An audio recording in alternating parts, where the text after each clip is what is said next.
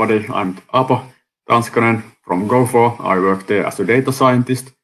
I've been working there now a little bit over 2 years, and well, I've been doing quite many different projects, anything from basic data analytics to more advanced like machine learning methods to predict electricity consumption and so on. Also, I've been working with chatbots and this natural language processing projects. And yeah, I would say natural language processing, or NLP in short, has been my special interest a few years now, and especially these very latest transformer-based models, which are like every new models and papers are coming up almost every week or month, and so it's quite interesting field to be working with. And yeah, that's why I'm going to present for you today about zero-shot text classification without GPT-3. Yes, you don't need GPT-3 for every single thing in the work. You can manage without it quite nicely. And yeah, I will show you first the agenda of my presentation. So I have 3 points. At first, I will give you a brief introduction to the zero-shot text classification and try to explain what does it mean and how does it work. And then next, I will go briefly through some like pros and cons of zero-shot text classification compared to the more, let's say, traditional way of fine-tuning your own NLP classifier. And lastly, if we still have time, I will show you some quick live demos of zero-shot text classification. And yeah, if you have questions, please just write them down and I will answer them later at the end of the presentation. All right. So yeah, at first I could clarify a couple topics in the context of my presentation. So when I'm talking about zero-shot, I'm meaning like, okay, zero-shot learning might be a familiar topic for you from some other data science task, like from computer vision or somewhere. But in the context of this presentation and in NLP, by zero-shot, I'm meaning that we are trying to get some NLP model to do something else it wasn't actually explicitly trained for originally. So that's the zero-shot part. And when I'm talking about NLP models, I'm referring to the transformer-based language models, for example, Google's BERT or GPT-3 or BORT or whatever. We have so many different models nowadays. So I'm talking about those latest models. And yeah, and then if you are working, especially in the business side, for example, I'm working with some like companies and they have some problem. Okay, we want to classify some text, but there usually are some problems with the data. They might not even have any data which you could use to train your supervised text classifier. Or if they have data, it's usually not labeled. So you need to use a lot of time and resources to label the data. So there are these common problems with access to good enough quality labeled datasets. Usually what you need to train your own text classifier in the traditional, so-called traditional way. So that's like interesting challenge that could we actually use some other NLP models trained for some other common task already available to do the text classification in my specific text classification problem or task. So that's the zero-shot classification. Could we get some NLP model to do the classification for us, even though we don't have data to train our own classifier? Short answer, yes, we can. The headline is it's already telling little secret about it, how it's going to happen. But at first, I'm going to give you a brief introduction to NLE task, which we are going to use to do the zero-shot text classification. So NLE is a short version of natural language inference. And natural language inference is one of the most common NLP tasks or problems, especially in the research side. So because it's a common task and we have a lot of like benchmark data sets for that task and so on. So we have a lot of different available good quality labeled data sets for the NLE problem. And also we have a lot of already pre-trained or fine-tuned NLP models available for free to use. So we could use those resources available to do the zero-shot text classification. And if you are not familiar with the NLE task, I'm trying to give you a short introduction what does it actually mean or what we are going to do with the NLE. So the NLE is actually a task of determining whether some hypothesis is true, false, or undetermined given some premise. So basically the NLE model is it's like hypothesis testing task or model. So the model is trying to like predict whether a hypothesis entails a premise or does it contradict with the premise or is it like neutral to the premise. In practice, this is a sequence pair classification task. So we have hypothesis and we have a premise, two different texts, and those both are fed together through the model, and the model tries to predict one class of either entailment, contradiction, or neutral. And here I have two examples. So if we have a premise of a group of data scientists are listening to a presentation about NLP, like we are right now doing, and then we have a hypothesis. Okay, some people are playing football. Human could say that hypothesis is false. It contradicts the premise, and so the model should also predict the contradiction class.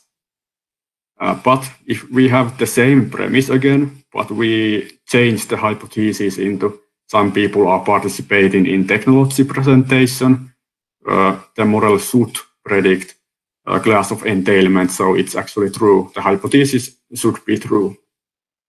So this is like how the NLE task works and how those NLE models are working. So it's basically a hypothesis testing kind of task. Next slide I will try to explain how can we now turn the normal text classification task into NLE task, so we can use those available NLE models to do the zero-shot text classification. So this idea of using NLE models for zero-shot text classification was originally proposed by Yin et al. At the last slide, I have some links for you to read if you want later on for the paper and some blog posts. So the idea, what the Yin et al. Proposed was that, okay, we could use the premise. We could use the text we want to classify as the premise, and then we might have some candidate labels, what the text might be about, and we will use those labels as a hypothesis. And how we are going to do that is that we need to formulate those candidate labels into some kind of hypothesis format. So usually there are many different ways you can do that, and some ways works better for some specific text classification problems and some for some others. But some like common general way is in this second sub bullet here. So we can formulate the hypothesis as his text is about some candidate label. And so the NLE model then tries to predict whether this hypothesis is true, false, or neutral. And if the NLE model predicts the class of true, so the entailment class, we will assume that, okay, it's true, and this candidate label is true. So the text is about that label. One more point about the hypothesis format. So as you can see, the format, this text is about something. It mimics how humans would do the text classification. So we are actually like mimicking how humans would do the classification. So for example, if I'm reading some news article and then some person comes and ask from me, okay, hey, can you tell me what is the topic of that news article? And then in my mind, I could like make this hypothesis. Okay, I think this text is about politics. So we are actually trying to mimic that human way of classifying with the NLE models. I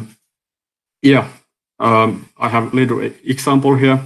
So again, we have the same premise as previously. A group of data scientists are listening presentation about NLP, and our task is to classify whether this text is about technology or not. So we can formulate the hypothesis as his text is about technology, and then the NLE model could predict the class of entailment true. So this text is about technology. But that was only like one class, but what if we have a multiple candidate labels? For example, for the news articles, we could have many different possible news topics. So how can we classify that with the NLE model? And we can do it by feeding every single candidate label separately through the model. And then at the end, we take the entailment dimension of the output, take the logits, and then we like do the softmax over that. So we can get scores for all labels and see which label gets the highest probability. So here again, I have a real life example of again the same premise. A group of data scientists are listening in presentation about NLP, and then we have some candidate labels. Okay, this text could be about technology, it could be about sports, or could it be about politics, or could it be about economy? And then we will feed those candidate labels through the model and get at the end do the softmax and get the scores for every label together. And here it's a real example what I have those scores here. I did it previously, and so the technology gets like 95 probability, and economy, sports, and politics are like almost 0. So that seems to be working quite well. And yeah, that's the basic idea how can we use NLE models to do zero-shot text classification. That's I think it's kind of nice idea. How can we like mimic the human way of classifying text with these neural networks and NLP models? Then finally some pros and cons comparing to the more, let's say, traditional way of fine-tuning your own supervised classifier. And by that I mean with this latest transformer-based NLP models, you usually take some large pre-trained language model, and then you have, let's say, some much smaller labeled dataset for some classification task, and then you like fine-tune the pre-trained model for that classification task. So that's the, let's say, traditional way of using these latest state-of-the-art NLP models to do the classification. So if we compare that to the zero-shot way, of course, the big pro of zero-shot classification is that you actually don't need any labeled datasets for training your own classifier, and you don't need to use resources for training the classifier. So you can, especially for, let's say, proof of concept projects, if you want to just like, you have an idea, okay, maybe in this problem I could need text classification, part of some bigger system. I could just quickly try out, okay, does it work or not in my case? And I can just take a NLE model and try the zero-shot text classification and see does it work or not. And if it gives me good examples, then I could maybe use some resources to actually get the labeled dataset and train my better model for that. So it's quite nice because you can immediately straight away get results with the NLE models. And yeah, but with the supervised classification, you need to always like train your specific classifier, and you need to have good enough labeled data set, and yeah, so you need more resources for that. And another big pro of zero-shot text classification is that you can actually use the same NLE model for multiple different domains and labels if that model has been originally trained with good quality dataset which has like text examples from different domains and labels and so on. So you can use it, for example, to classify news articles or classified sentiment of some text or almost anything. But with supervised methods, you can only predict classes introduced in the training dataset. So it's more limited in that sense. But then negative thing about zero-shot text classification is that if you are going to use that model in a production, so we call it inference. So the inference speed it's usually slower or much slower than the supervised classifier, especially if you have many candidate labels, because you need, with the zero-shot models, you need to always feed through each and every candidate label separately through the model, so it takes more time to get the end result with the zero-shot models. But with supervised classifier, you can only feed through the text to be classified once, and you will get the result straight away. So the inference speed should be much quicker. Also, another negative thing about the zero-shot text classification is that, of course, you cannot expect as good accuracy as with the supervised methods, because the NLE model wasn't trained with your very specific data, so of course you cannot expect as good accuracy as with the supervised methods. But I've been testing those zero-shot models a little bit, and I think for some common text classification tasks, you can actually get quite nice and maybe good enough results with the zero-shot method. So it still has a lot of different use cases. And yeah, one final negative thing about the zero-shot method is that each candidate label you may have need to be able to be formulated as a natural language hypothesis. So again, the human way to classify text. So for example, if you have some business case that you need to classify this text into number 1 and this text into number 2 and another text into number 3, you cannot do that with the zero-shot way, because if you formulate the hypothesis again in the format of this text is about something, and then you have candidate labels of numbers, and you have for example, hypothesis, this text is about 1, and the text you want to classify is something business related stuff, so it cannot actually know that is it about number 1 or not. So those labels you need to be formulated as a natural language hypothesis. So that might be a limiting thing in some cases.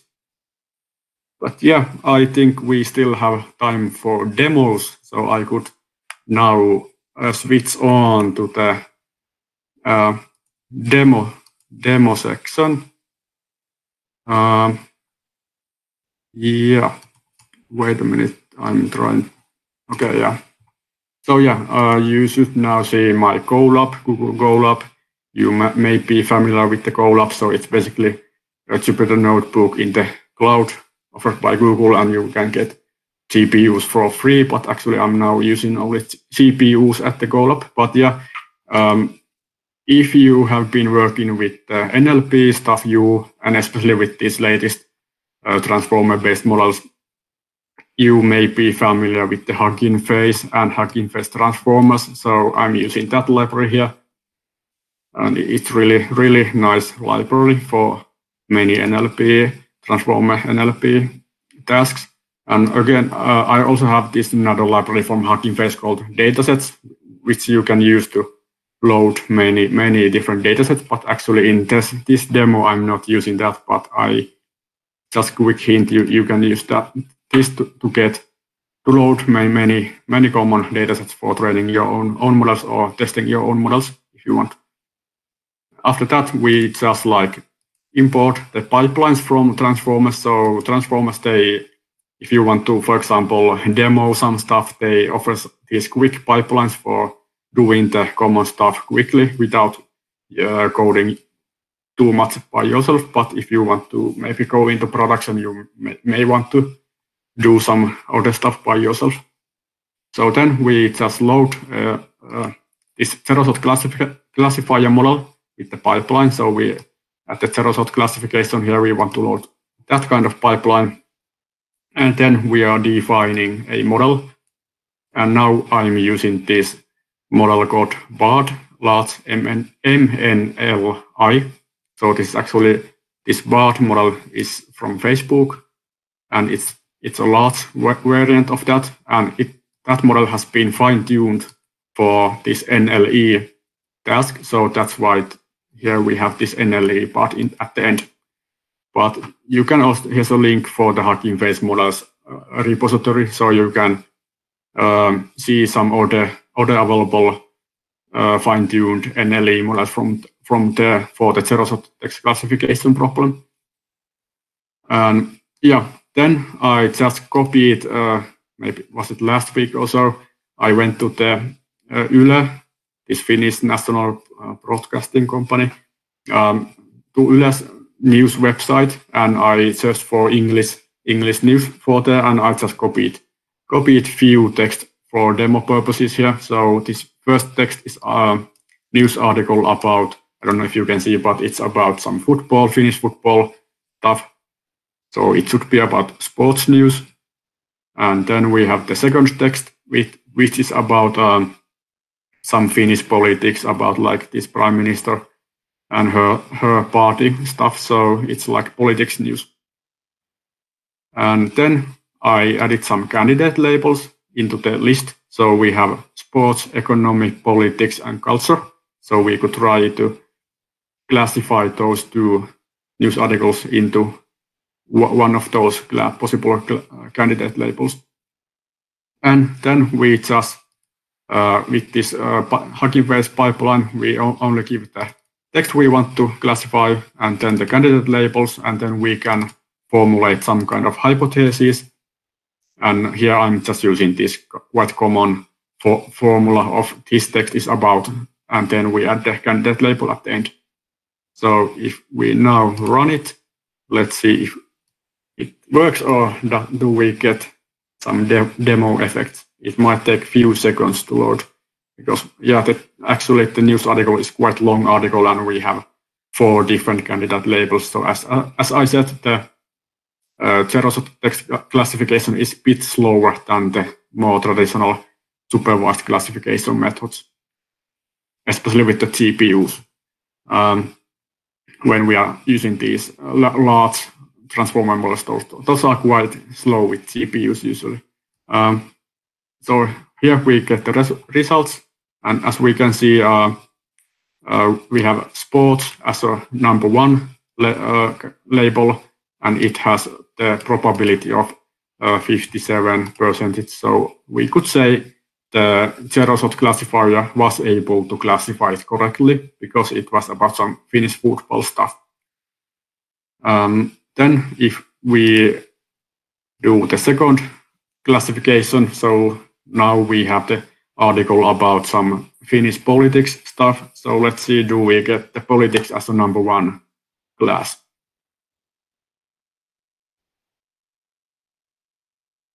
And yes, we do. So again, we have the politics as a number one class, and again the score is about like 58. So not so high, but still quite a bit higher than the other labels we had in the candidate label list. So I think the model was again able to classify text quite nice. But then my mouse is lagging a little bit. Okay, now it should work. My last demo part is that, okay, we can actually use, as I said in the pros of zero-shot way, we can actually use the same NLE model for different domains and different classification tasks and with different labels. So now those first two examples were like topic classifications, but now we switch to sentiment analysis or sentiment classification. So I here just typed this so-called movie review about the movie Tenet, and it says that, okay, the movie was really great, but maybe it was a bit long, so some negativity at the end of the text. And I gave it the candidate labels of positive and negative. And again, the same hypothesis, this text is about something. And now I just before click the run button, and we can see the results of positive being 63 and negative 36. So we could say, okay, the same NLE model also works for sentiment classification, at least with this quick demo. But one last part of my demo, I could show you that actually with these NLE models, or this zero-shot way of classifying with the NLE models, it might be beneficial to actually a little bit like try out different kind of hypothesis templates. So we can one common way of maybe actually introduced in the paper I mentioned earlier. In the paper, they used a little bit different hypothesis template for sentiment classification, and it was actually like in the format of this text expresses. Now we have that, so now it's more like human way again. We are having this template that this text expresses some kind of emotion or sentiment. So now when we run it again with that hypothesis template, we can see that, okay, the positive got a little bit higher score than previously, so the model is maybe more confident that, okay, it's actually positive movie review, which in my mind, it still is positive movie review. So yeah, you may need to like try out different hypothesis templates to get better results with the zero-shot text classification, and in that sense, it a little bit resembles the GPT-3 hype that you need to like be like prompt engineer and do some prompt engineering. So now we are doing hypothesis engineering. We try to like get the best results with some specific hypothesis template at your specific text classification problem. Yeah, that was my presentation. I'll just show the last slide. So here you can see the link to the paper. I can actually maybe add those links to the chat too, so you can open them better. But yeah, link to the paper and also link to one blog post about zero-shot text classification. And yeah, you can contact me at LinkedIn or now, or send me email at my first name, last name at go4.com. And yeah, thank you for inviting me to speak. And if you have any questions, I'm now free to ask. Thanks, Aapo. Thank you very much. That was really interesting and very insightful. And about the last classification example about Tenet, it's also hard for humans too. So yeah, I know. Yeah, so I have a few questions from the participants. One from Niale. I'll read it out. So, if I understand correctly, we can only use the pipeline if the transformer model has already been fine-tuned to perform this task. So I would love to try zero-shot classification on Swedish text. Do you think maybe I can fine-tune a Swedish BERT on this classification task? Please correct me if I'm wrong. And thank you. Yeah, that's good. That's a good question. So the model I used in the demo, it was already fine-tuned for the NLE stuff, NLE task, and it was fine-tuned with English dataset. And the pre-trained language model, Facebook's BART, it was also English model, so it only supports English text. But actually, if you go to the Hugging Face model repository, you can already find some multilingual models fine-tuned for the NLE task. So you can use those models to do multilingual zero-shot text classification. And there are also models, for example, also from Facebook model called XLM Roberta or XLMR for short. That's a multilingual model. It supports like 100 different languages, Swedish include. I'm quite confident because Finnish is also supported by that model. So Swedish should be supported too, and those models already have been fine-tuned for the NLE tasks too. So you can use that to zero-shot classify some Swedish text. But you can also try out your fine-tuning your own NLE classifier and then use that for the zero-shot classification, and I have been also doing that or experimenting with that. I don't have any Finnish or Swedish. I don't know if there are Swedish NLE datasets available, but if there are, you can actually take the pre-trained Swedish BERT model and fine-tune that for the NLE problem with the Swedish NLE dataset, but I don't know if there are available Swedish NLE task, but anyway, you can try out that also by yourself if you want. I've been trying that and it's quite easy if you just have the available NLE data. That is one. That is a good question, and I have also one question of my own, maybe a little bit related to this. In your demo, I saw that you chose to implement like BART, BART NLE, if I saw it correctly. Is that a preference, or like why did you choose exactly that one over, for example, BERT, or was it just for the demo? Yeah, it was just for the demo because how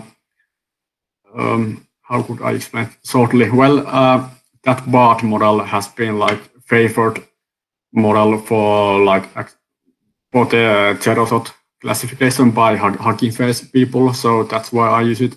And if you search those NLE models for zero-shot text classification problem in the Hugging Face repository, you can see there are maybe less than 10 models available already, so not so many, but I'm not sure if they had any BERT model or how do you pronounce BERT, but I think they have BART and the XLMR, which is the multilingual version, but actually you could use, there are many NLE models in the Hugging Face repository, but the Hugging Face zero-shot classification pipeline requires some modifications to that model's config file, and so that's why you cannot use those other NLE models, which I'm sure there are some NLE models trained with or fine-tuned with the BERT model, but they have a little bit different config file, so you need to modify that before you can load it with the pipeline. So that's why you cannot